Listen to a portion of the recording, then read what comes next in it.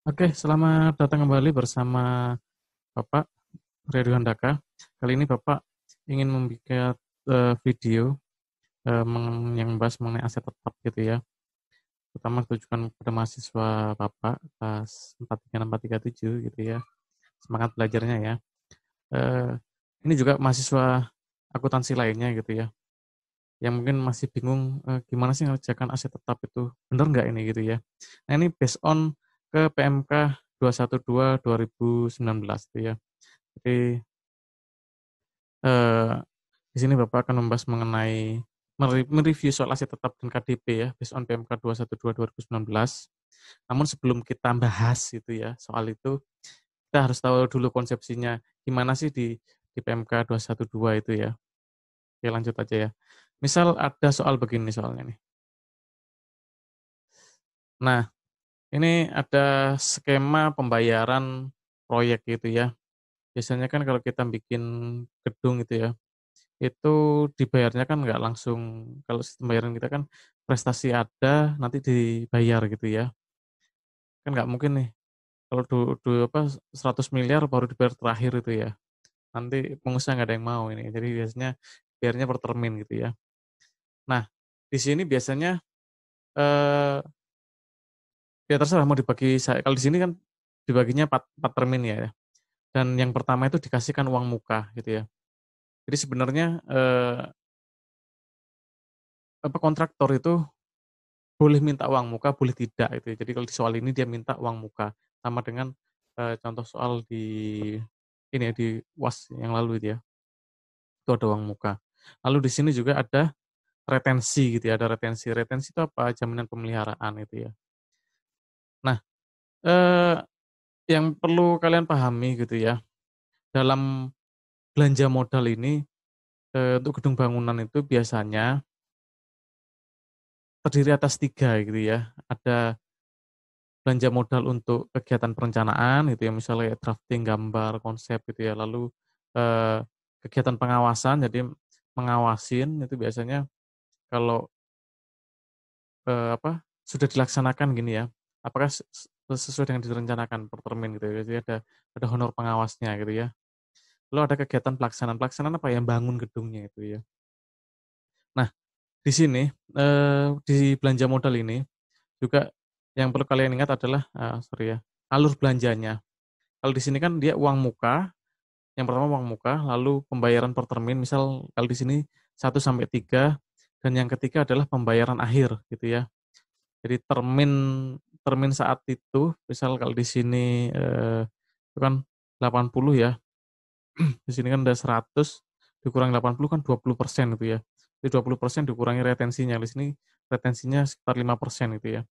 Jadi di aturan sebelum Perpres pengadaan yang ini gitu ya, yang baru, itu yang dimasukkan di Bulteg itu juga sama, jaminan pemeliharaan tuh retensi itu senilai 5% itu ya. Jadi kalau dibayar 5%, apa, kalau tadi kita tahan, belanjanya 5% kalau udah jadi itu sebagai pemeliharaan. Tapi kalau dia nyerahin tadi ya, dia nyerahin jaminan, insuren, garansi gitu ya. Kan ada survei pun apa, garansi apa, jadi jaminan, senilai 5% itu maka kita cairkan sebesar 100%. Jadi ini kebetulan kalau di soal ini, eee, retensi itu mengurangin pembayaran terakhir gitu ya. Nanti setelah, fase selesai, biasanya kalau, bangunan fisik permanen itu 6 bulan, kalau non permanen itu 3 bulan gitu ya. Itu kita cairkan sisanya gitu ya. Nah di sini ini contoh soal ini, skema ini mirip dengan yang ada di, UAS gitu ya, ada di UAS tahun lalu gitu ya. Nah ini mulai 20 Januari, 15 Maret, 9 Mei, 10 Juli, 10 Agustus, dan 27 Desember. Kebetulan selesainya dalam 1 tahun anggaran. Cuma pembayaran retensinya tadi baru dibayarkan, eee, tahun berikutnya gitu 5%-nya.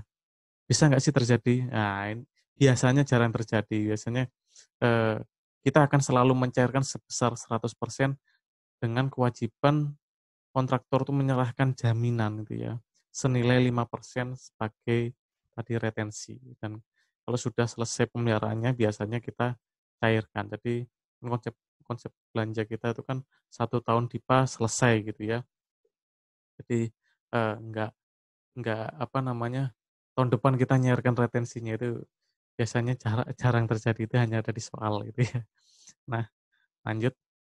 Nah, ini yang harus kalian tahu, you must know gitu ya, you must know. Ini terkait, belanja modal gitu ya.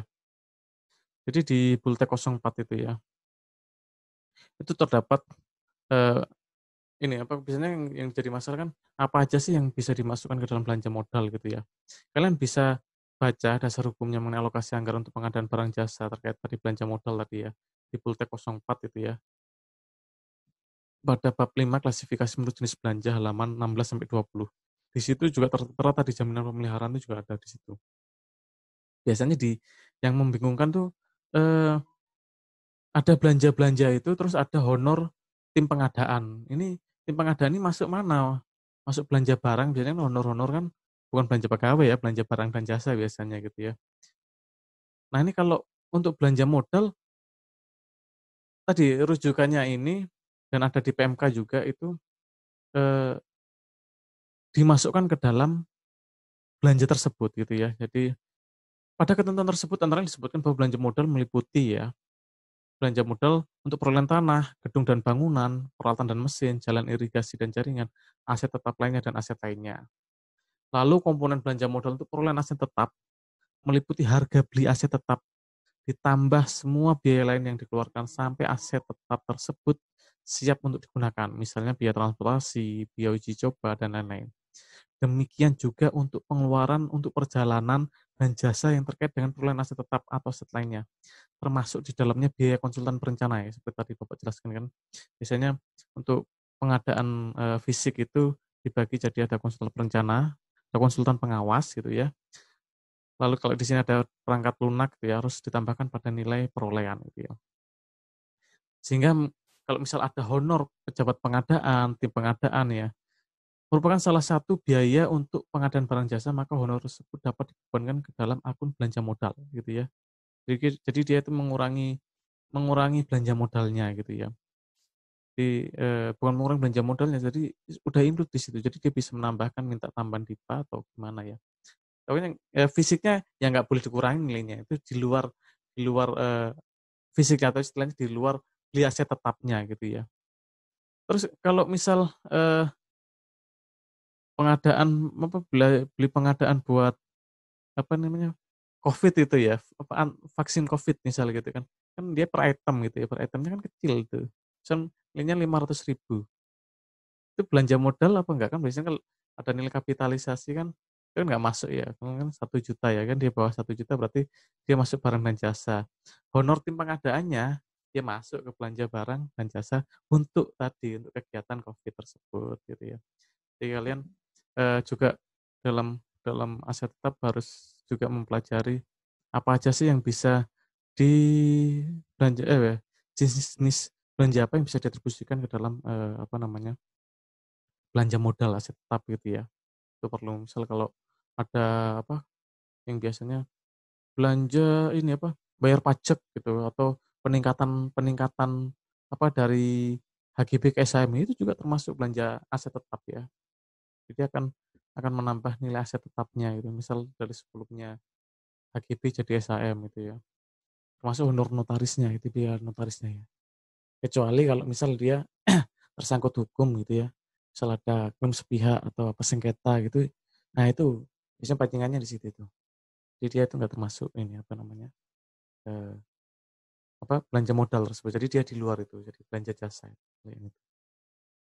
Karena balik lagi, yang bisa diatribusikan adalah yang langsung berhubungan dengan aset tetap tersebut gitu ya. Nah itu kalian perlu tahu itu, you must know itu ya, apa aja yang bisa diatribusikan ke dalam belanja modal gitu ya. Nah, sekarang kita ke skema belanja aset. Jadi kalau yang tadi itu termasuk kalau di PMK 212 adalah skema belanja yang menghasilkan aset BMN intracomptable gitu ya. Kan aset tetap, ada persediaan, ada aset lainnya gitu ya. Jadi skemanya itu ada 5 gitu ya. Jadi Bapak sudah review kan yang pertama adalah jurnal pada entitas akuntansi EA atau EP, belanja atas komitmen belanja yang pertama. Lalu yang kedua adalah jurnal pada entitas akuntansi atau pelaporan belanja atas diterimanya aset tetap lainnya atau persediaan gitu ya. Namun belum terverifikasi kondisi BMN dan belum terverifikasi resume tagihan belanja. Biasanya baru dikasih kwitansinya gitu ya. Nah, yang ketiga adalah jurnal pada entitas akuntansi atau pelaporan belanja atas resume tagihan belanja yang menambah aset BMN intrakompatibel. Ini biasanya bilangnya sudah dilakukan verifikasi gitu ya. Jadi kita sudah melakukan SPP gitu ya. Lalu di sini karena sudah diverifikasi berarti kan apa maka tadi yang keempat adalah jurnal pada entitas akuntansi atau pelaporan belanja atas verifikasi kondisi BMN tersebut. Jadi memang kalau kalau sudah dibayarkan berarti kan sudah terverifikasi gitu ya. Berarti istilahnya barang itu sudah sesuai speknya gitu ya.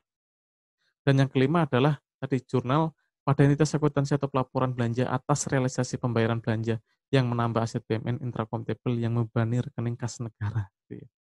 Kalau Bapak ringkas gitu ya, itu tadi ada 5 kan. Yang pertama adalah apa? Jurnal komitmen belanja. Yang kedua adalah jurnal belanja, namun belum terverifikasi kondisi BMN dan tagihannya.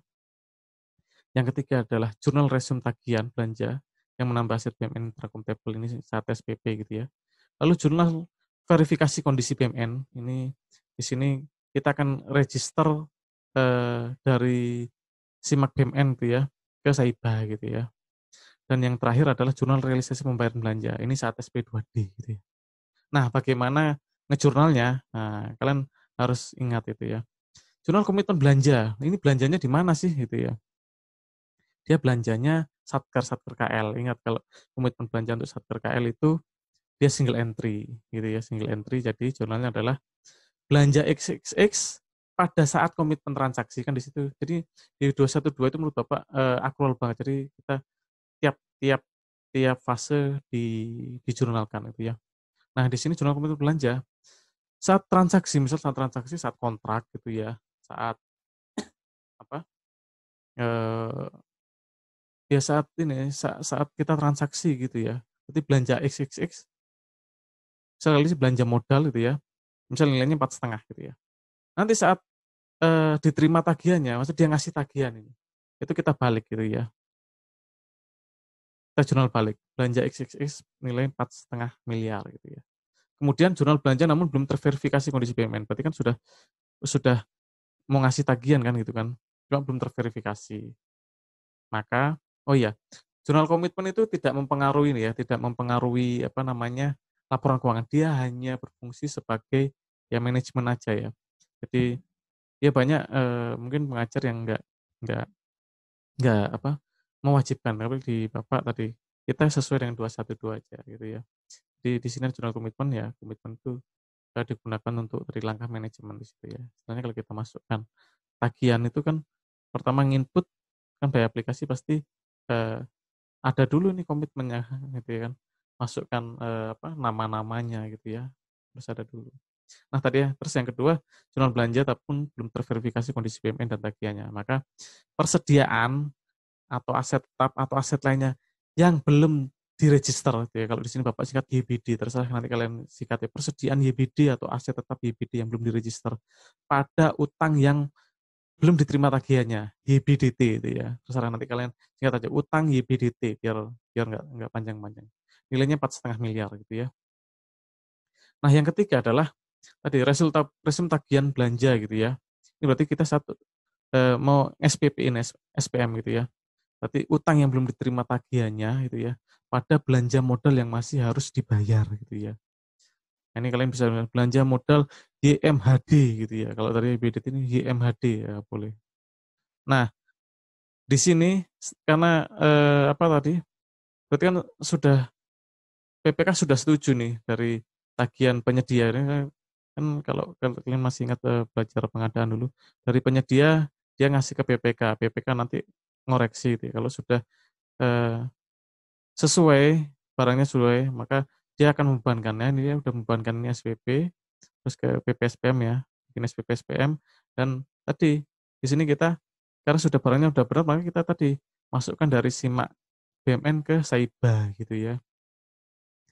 Jadi yang tadinya belum terregister jadi terregister. Persediaan atau aset tetap atau aset lainnya pada persediaan aset tetap atau aset lainnya yang belum diregister senilai 4,5 M. Nah ini 4,5 M ini hilang nih satu ya, 4,5 M gitu ya.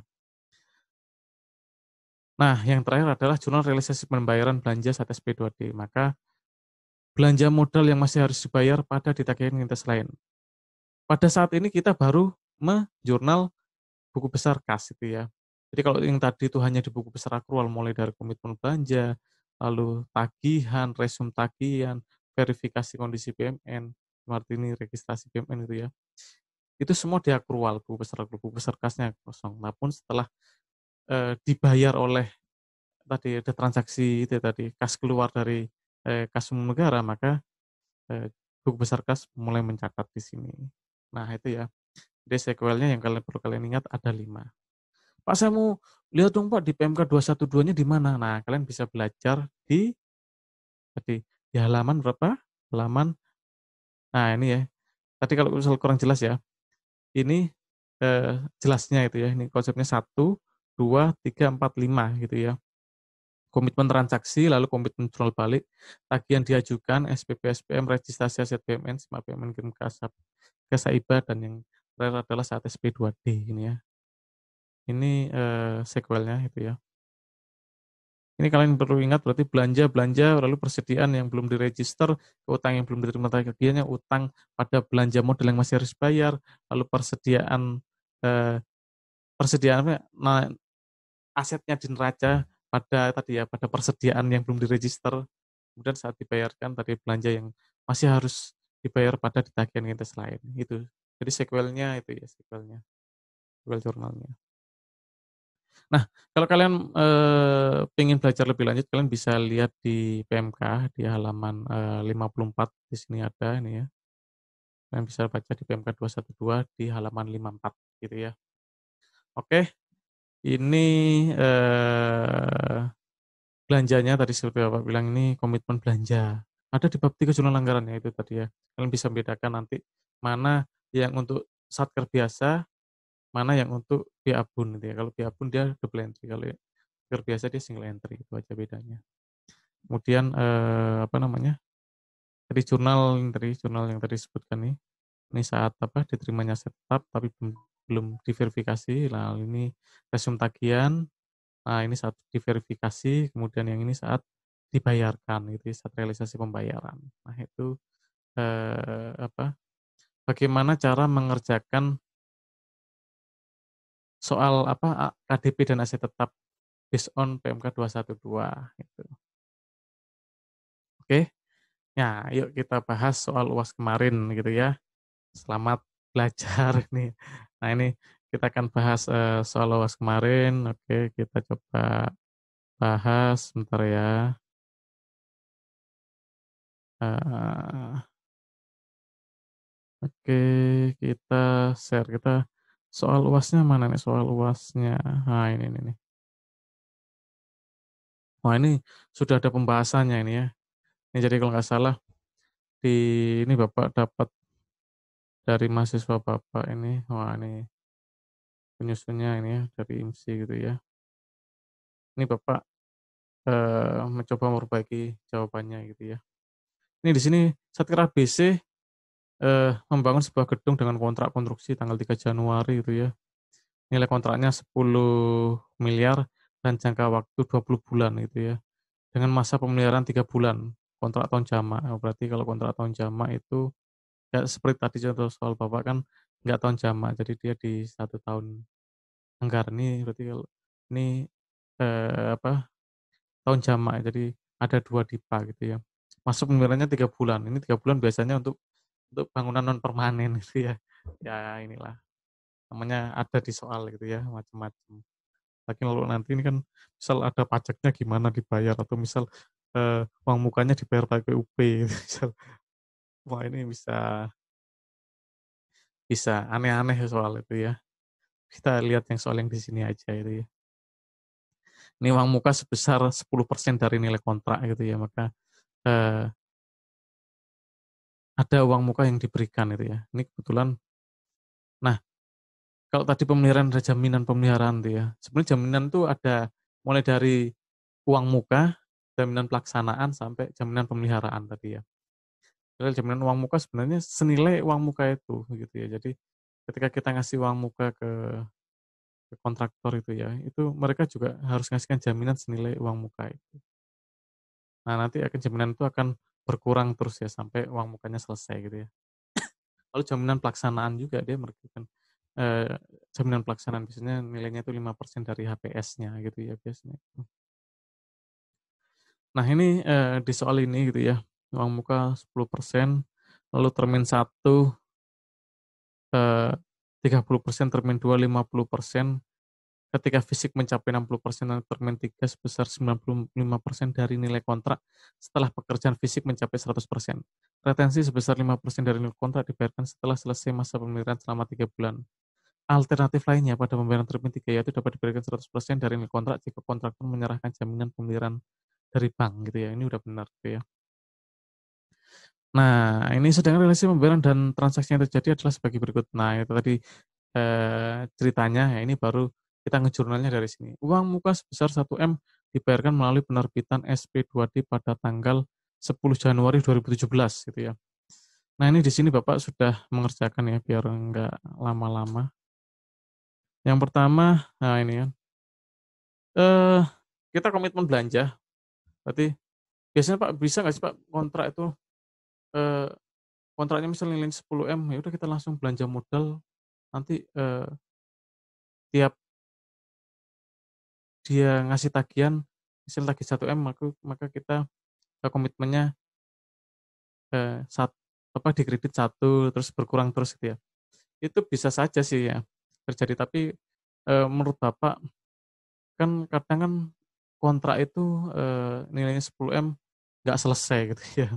Sebenarnya progresnya cuma karena ada bencana atau hujan terus-terus cuma 60%. Nah, makanya baiknya memang kan ini kan berhubungan dengan, SPM gitu ya, SPP. Jadi kita yang masukkan input, ya biasanya tadi saat menginput tuh sama dengan yang dikomitmenkan gitu ya. Jadi di sini Bapak tadi memilih untuk membuat per, eee, per termin pembayaran kalau di sini ya. Misal kalau di sini, sorry ya, ini misal sorry, gimana kalau kita show all windows saja gitu ya, biar biar enak nih. Show all windows, nah ini show all windows, kalau show all windows mungkin bisa kita semua ya. Nah tadi, soalnya ini kan, uang muka sebesar 1 miliar, uang muka sebesar 1 miliar tanggal 10 Januari. Nah ini Bapak, tadi belanja modal, pada belanja modal komitmennya senilai 1 miliar. Jadi belanja modal saat komitmen transaksi, lalu kita balik, komitmen jual balik. Kemudian, di sini ada 2 pilihan, kita bisa pilih pakai aset tetap KDP belum diregister gitu ya, atau pakai piutang uang muka proyek gitu ya, piutang uang muka proyek gitu ya. Okelah kita pakai piutang uang muka proyek gitu ya. Piutang uang muka proyek pada utang yang belum diterima tagihannya gitu ya, senilai 1 M. Lalu, eee, saat, SPP tadi, utang yang belum diterima tagihannya pada belanja modal yang masih harus dibayar gitu ya. Lalu belanja modal yang masih harus bayar pada ditagihkan ke entitas lain gitu ya, itu. Jadi sebenarnya kalau dia ke piutang maka dia harusnya langsung lari ke belanja modal boleh gitu ya. Kalau ini kan sequel-nya harusnya kan untuk aset tetap gitu ya. Aset tetap kan dalam hal ini KDP gitu ya, KDP yang belum diregister tadi. Kalau piutang berarti kan dia harusnya piutang ke belanja modal yang masih harus dibayar gitu ya. Nah, itu, sequel-nya utang yang belum diterima tagihannya belanja modal, lalu belanja modal pada nikel. Nah, saat itu kita udah menjurnal gitu ya. Sorry kalau, kurang jelas gitu ya. Oke, Bapak gedein gitu ya. Nah, ini jurnalnya gitu ya. Eee, di sini. Nah, lalu setelah itu, soalnya apa yang kedua, pada tanggal 5 Juli berdasarkan laporan kemajuan pekerjaan telah mencapai 40%. Nah, kalau di sini kan sequel-nya kan Berarti terminal pertama ke 40% dia berarti bayar 30%, padahal 10%-nya kan sudah dikasih di depan, kan berarti yang kita bayarkan adalah sebesar 20%-nya gitu ya. 30 dikurangi 10 gitu ya, 20. Ada juga kadang misal ada ketentuannya kalau soal misal uang muka akan dikurangin tiap apa namanya, tiap termin 5%, ya tergantung tadi, tergantung kontrak ya dan tergantung soal gitu ya. Ya, kalau di sini soalnya tadi dia didepankan di muka 1M itu ya. Kayaknya senilai 2 miliar gitu ya. Harusnya memang kan senilai berapa? Termin 30% ya, sebesar 30%, 30% dari 10 kan harusnya kan 3 miliar gitu ya. Di sini dia langsung dibantu senilai 2 miliar gitu ya. Nggak disuruh ngurangin gitu ya. Untuk bayaran termin satu dari pekerjaan tersebut. Nah, maka sini Bapak jurnalnya nih. Komitmen lagi nih. Komitmen lagi nih, kita komitmen lagi di sini. eh Belanja modal 2 miliar, 2 miliar itu ya. Aset tetap. Nah, di sini aset tetap KDP belum diregister gitu ya. Sama kan aset tetap kan termasuk KDP ya. Aset tetap KDP belum diregister pada utang yang belum terima tagihannya. Jadi di sini kan Pak kan belum ada serah terima ya. Loh, ada sudah ada serah terima tadi kan. Serah terima pekerjaan tadi sekian persennya dicek baru kita bayar gitu ya. Tapi belum belum terjadi serah terima aset sebenarnya, cuma dia serah terima pekerjaan sudah ada gitu ya di sini. Lalu utang yang belum diterima tagihannya pada belanja modal yang masih harus dibayar saat SPP, lalu saat SP2D adalah belanja modal yang masih harus dibayar pada ditagihan yang atas lain. Di sini kita ngisi belanja apa namanya? Ngisi buku besar kas. Loh Pak, tadi katanya kalau di PMK 212 saat SPP kan udah dicocokkan barangnya kita registrasi BMN. Nah, ini kebetulan nih Bapak meregister BMN-nya setelah SP2D-nya cair gitu ya. Jadi di sini KDP pada aset tetap KDP yang belum diregister senilai 3 miliar. Nah, gitu ya. Kalau tadi pakai piutang muka, maka tadi sebelumnya aset tetap KDP belum diregister pada piutang muka proyek senilai 1 miliar. Kalau di sini kan aset tetapnya masih 2 miliar nih. Nah, ini kita balik dulu nih aset tetap itu ya. Pada piutang uang muka apa tadi? Kalau di sini ya piutang uang mukanya gitu ya. Senilai 1M gitu ya. Baru nanti KDP pada aset tetap yang belum diregister senilai 3 miliar gitu ya. Kalau misal dipakai apa namanya? Piutang uang muka. Jadi kalau tadinya piutang uang muka pada utang yang belum diterima tagihannya, apa? Piutang uang muka pada belanja modal yang masih harus bayar, maka tadi jurnal baliknya aset tetap KDP belum diregister pada piutang muka senilai 1M. Sehingga nilai KDP yang dikirim ke Saiba itu nilainya 3M. Dua dari SPP dan satunya dari tadi apa? Uang muka tadi ya itu. Nah, di sini. Jadi Bapak eh, menjawabnya di sini meregistrasi ke Saiba itu sebenarnya berbarengan, harus berbarengan saat dicairin gitu ya. Jadi berbarengan istilahnya kalau korolari itulah ya. Jurnal ikutannya itu langsung dia masuk gitu ya. Di saat bersamaan. Jadi bisa di awal, bisa di akhir gitu. Ini bareng sebenarnya gitu ya. Nah, kemudian itu jurnalnya 5, 9, 10 gitu ya. Terus apalagi nih 2, 3. Tanggal 10 November, berdasarkan laporan kemajuan pekerjaan telah mencapai 60% pada tanggal 14 November. Lalu dibayarkan senilai 2M untuk pembayaran termin 2 dari pekerjaan tersebut, SP2 PDLS terbit 15 November gitu ya. Berarti ya, di sini ada tanggal 14 mengajukan SPP SPM gitu ya. Dan 15 saat SP2 cair. Jadi tanggal 10 udah masukin tagihan gitu ya. Maka tadi tanggal 10 kita mulai komitmen ya. Komitmen langsung kita komitmen transaksi dan komitmen jurnal balik gitu ya. Lalu aset tetap KDP belum diregister pada utang yang belum diterima tagihannya senilai 2M. Lalu utang yang belum diterima tagihannya pada belanja modal yang masih harus bayar senilai 2M. Nah, ini kalian bisa KDP aset tetap KDP yang belum diregister dulu atau belanja modal yang masih harus bayar recall gitu ya, boleh gitu ya. Bebas, jadi skemanya sama karena itu kan registrasinya bareng gitu ya, terimanya. Di saat Saat kita SPP, SPM, kita masukkan ke Saiba, yang besoknya cair gitu ya. Jadi udah terregistrasi kan di SIMAK kita juga. Kita SIMAK, kita ngirim ke Saiba, ke aplikasinya Saiba gitu ya. Itu nilainya ini 2M gitu ya. Kemudian apalagi nih? Kemudian soal yang keempat, berdasarkan laporan akhir tahun 2017, pekerjaan fisik konstruksi gedung telah mencapai 80% gitu ya. Jadi istilahnya, nah ini kita punya tagihan ini, kita punya tagihan gitu ya. Tapi belum belum belum belum ditagihin gitu ya. Maksudnya hanya laporannya aja itu ya. Ini harusnya ya, ya karena nggak ada input ya. Maka di sini nggak ada komitmen di situ ya, Bapak nggak ngasih komitmen di sini.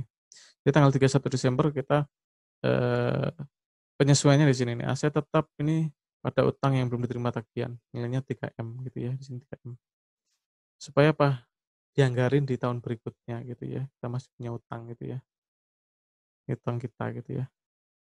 Nah, ini utang pada yang belum diterima tagihnya senilai 3M gitu ya. Senilai 3M dibalik pada tanggal 1 Januari, dibalik gitu ya. Ya kan, Pak? Dia baru menurut termin dia baru mengekspedisikan lagi tanggal ini 1 Juni 2018 ya. Nah, pada 1 Juni 2018 ini kan nilainya gitu ya. Berarti udah termin terakhir nih, nilainya udah 100% gitu ya.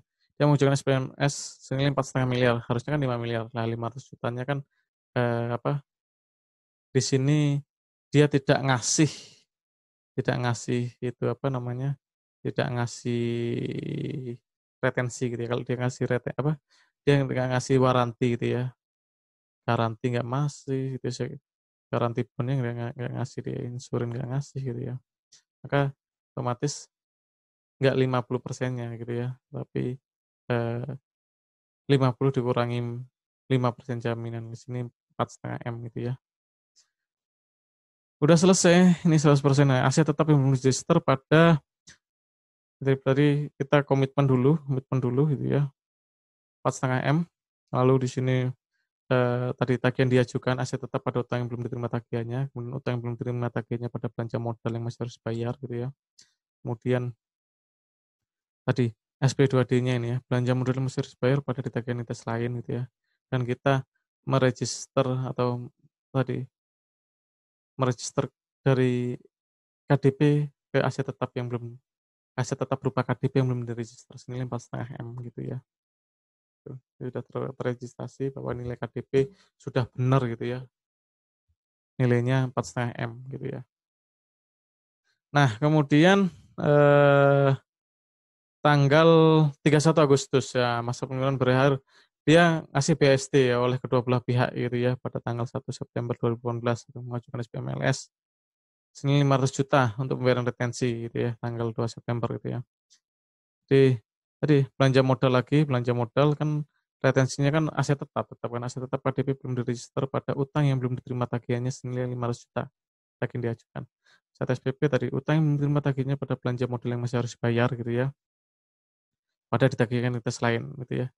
Ya ada ditagihkan ke entitas lain. Ini kita mulai catat jurnal buku besar kas. Lalu kita tadi kan harusnya berbarengan tadi ya KDP pada aset tetap yang diregister gitu ya. Nah, eh di sini kan berarti kan pada tanggal 3 September meregister dan berdasarkan regulasi dengan waktu aset tersebut telah dicatat sebagai aset tetap gedung dan bangunan dan mempunyai masa manfaat 40 tahun gitu ya. Jadi meregister dan berdasarkan rekonsiliasi dengan wakfa aset tersebut telah dicatat ya, berarti telah dicatat. Nah, ini eh, langsung kita reklas gitu ya. Kalau tadi kuncinya pengakuan aset itu saat KDP gitu ya, saat KDP diregister kuncinya di sini dia. Jadi aset KDP pada saat tetap belum diregister gitu ya.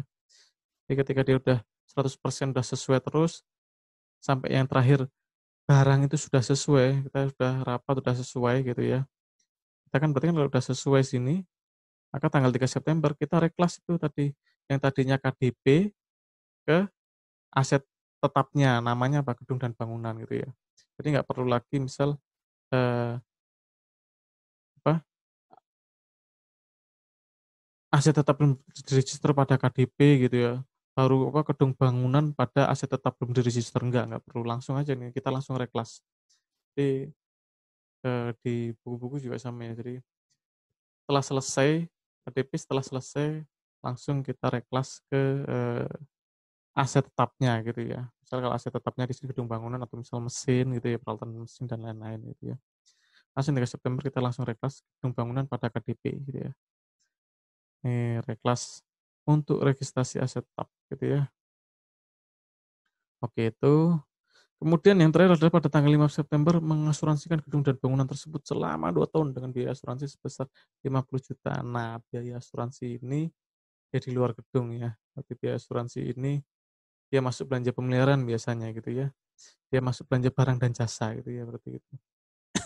Jadi ditagihkan dia sebagai belanja barang dan jasa. Maka sebelum itu ya kita komitmen dulu nih belanja barang dan jasa pada belanja barang dan jasa senilai 50 juta. Lalu beban asuransi di muka, karena kan di muka kan istilahnya itu kan. Bayar di muka kan. Beban asuransi dibayar di muka pada belanja yang masih harus dibayar senilai 50 juta dan ketika cair itu ya. Ini kan mengasuransikan ya kan ini nggak ada cairnya kapan, nggak ada ya, langsung langsung aja berarti kan saat cair itu ya. Belanja yang masih harus dibayar pada ditekin ke entitas lain senilai 50 juta. Ini kita catat di jurnal kasnya gitu ya. Nah, begitu eh, cara menjawab untuk problem nomor satu akuntansi aset tetap gitu ya di soal UAS tahun lalu gitu ya. Semoga kalian paham bagaimana sequelnya gitu ya. Yang perlu kalian pahami adalah sekuennya tadi ya, sequelnya ini. Ini nih yang perlu kalian pahami ini. Itu sekian apa namanya? Video pengerjaan aset tetap dan KDP dan konsepsinya. Semoga kalian paham gitu ya, gimana cara mengerjakannya. Terima kasih, selamat belajar.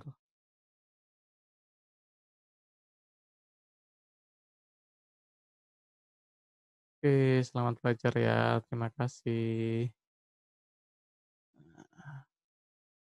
Oke, kita stop.